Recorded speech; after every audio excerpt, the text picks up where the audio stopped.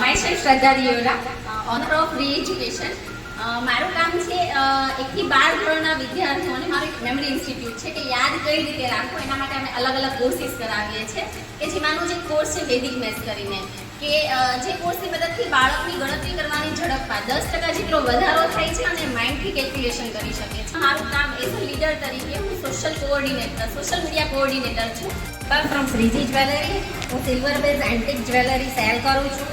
એમાં silver replica, German silver, brass બધી ટાઈપની જ્વેલરી આવે છે, જે હું સેલ પણ કરું છું, રેન્ટ પર પણ આપું છું, અને કોઈને સાઇટ પર બિઝનેસ કરવો હોય તો વિધાઉટ ઇન્વેસ્ટમેન્ટ કરવા માટે આપું છું.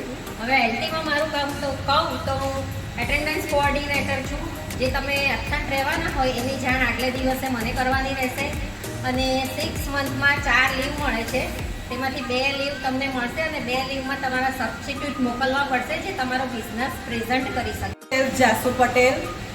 મારો બિઝનેસ હોમ ડેકોરનો છે, જેમાં સાથિયા, તોરણ, કેન્ડલ અને બીજી ઘણી બધી ઘર સજાવટની વસ્તુઓ હું કરું છું.